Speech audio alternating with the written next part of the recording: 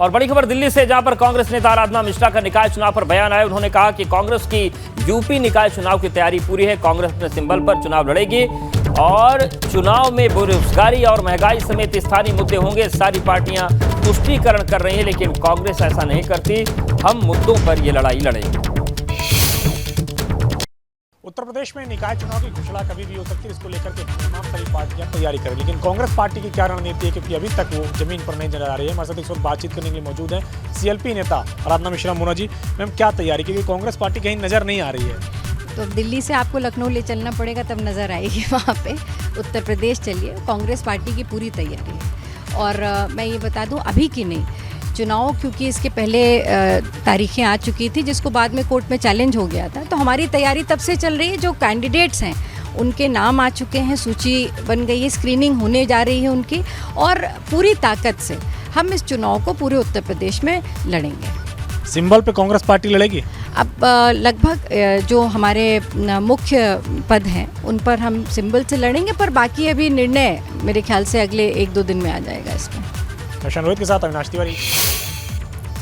और वहीं भाजपा सांसद रमेश पोखरियाल ने अखिलेश पर निशाना साधा। उन्होंने कहा कि शिक्षा नीति में जब सुझाव मांगे जा रहे तब अखिलेश कहां थे। नए शिक्षा पाठ्यक्रम में देश की रचना है। नया शिक्षा नीति स्वर्णिम भारत की आधारशिला रखेगी। हम देशभक्तों को अब्दुल कलाम, राष्ट्रभक्तों को पढ़ाएंगे।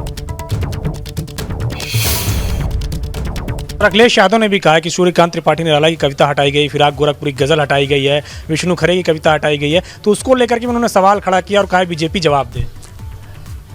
वो मेरे छोटे भाई हैं अखिलेश, और उनको थोड़ा सा और पढ़ना चाहिए।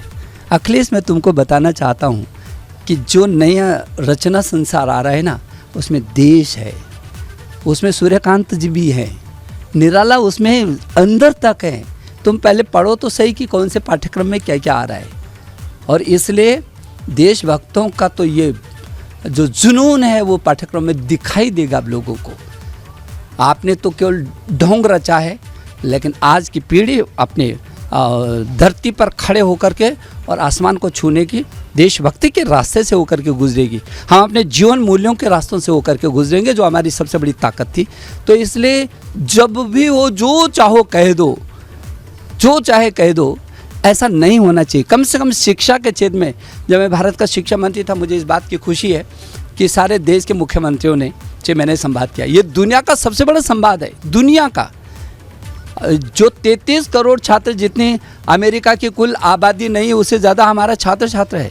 और लगता है कि इस पूरे विषय पर राजनीतिकरण नहीं होना चाहिए? बिल्कुल नहीं होना चाहिए। मैं तब से बोलता रहा हूँ शुरू से, अरे राजनीति करने के लिए तुम्हारे पास पहले तो इस बात की राजनीति क्या, विकास की राजनीति करो ना।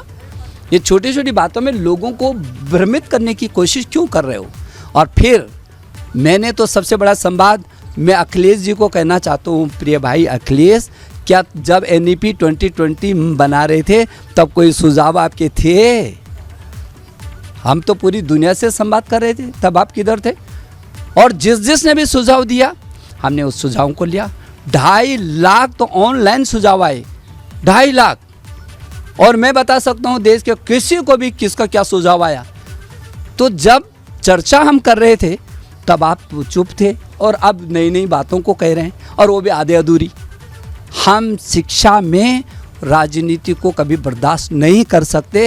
ये देश की आधारशिला है, उसके साथ कोई बेईमानी करे ये बर्दाश्त भी नहीं कर सकते। और बड़ी खबर लखनऊ से आ रही है, जहां पर सपा MLC उदयवीर सिंह का बयान सामने आया। उन्होंने कहा कि काशीराम के नाम पर राजनीति नहीं हो रही है। बसपा जो कर रही है वो मजबूरी में कर रही है। सपा में सब कुछ ठीक है, तो दलितों के साथ सपा अन्याय नहीं होने देगी, ये उदयवीर सिंह ने कहा है। हालांकि सवाल समाजवादी पार्टी पर लगातार उठ रहे हैं काशीराम की मूर्ति अनावरण के बाद। उदयवीर जी, काशीराम जी की प्रतिमा का अनावरण किया अखिलेश जी ने, और बसपा के जो कोऑर्डिनेटर आकाश आनंद, वो कह रहे हैं कि एक तरफ तो बहुजन समाज के महापुरुषों का अपमान करते हैं आप लोग, उनके नाम पर जब जिलों का नाम रखा जाता है वो बदल देते हैं, और अब इस तरह के ढोंग कर रहे हैं। समाजवादी पार्टी और बहुजन समाज पार्टी दोनों कार्यकर्ताओं की भावना और इच्छा के अनुरूप साथ आई थी। जब गठबंधन हुआ तो बहुत सारी पुरानी बात गड्ढे में चली गई, और मायावती जी ने और नेताजी ने मंच साझा किया, एक दूसरे का प्रचार किया। तो ऐसी परिस्थितियों में उन पुरानी बातों का कोई विषय नहीं बचा। बहुत सारे समाजवादी पार्टी और बहुजन समाज पार्टी के जो पुराने साथ काम किए लोग हैं, वो सब माननीय अखिलेश यादव जी के साथ काम भी कर रहे हैं, और आज भी बहुजन समाज पार्टी और समाजवादी पार्टी के कार्यकर्ता उस गठबंधन की भावना से एक दूसरे के बातों को, विचारधारा को शेयर ही नहीं करते, बल्कि भारतीय जनता पार्टी के अत्याचार अन्याय के खिलाफ लड़ना भी चाहते हैं। अब जो भी बसपा की मजबूरी रही कि लोकसभा में अच्छी सीटें आने के बाद, 0 से 10 जाने के बाद भी उन्होंने गठबंधन तोड़ दिया, मुझे लग रहा है उन्हीं मजबूरियों में वो ऐसे ट्वीट कर रहे हैं। वरना काशीराम जी का योगदान है समाज को परिवर्तित करने में, और उनका सम्मान कोई करता है, उनको रिकग्नाइज कोई करता है तो उसकी तो स्वागत होना चाहिए। आज डॉक्टर लोहिया जी का कोई स्वागत करे, सम्मान करे, नेताजी का कोई करे, हम स्वागत करेंगे, बसपा के लोग करें, हम करेंगे। उदयवीर सिंह जिन्होंने कहा कि किस तरह से अगर बात की जाए दलित समाज को लेकर, तो उन्होंने कहा कि अगर कोई काशीराम का सम्मान करता है तो ये अच्छी बात है और ऐसे में राजनीति नहीं होनी चाहिए। जहां तक बात की जाए दलित समाज में जाकर भाजपा के कार्यक्रमों की सहबोझ करने की, तो उसको लेकर हालांकि उन्होंने साफ तौर पर तंज भी कसा। कैमरा सहयोगी जितेंद्र के साथ शैलेश अरोरा, एबीपी गंगा, लखनऊ।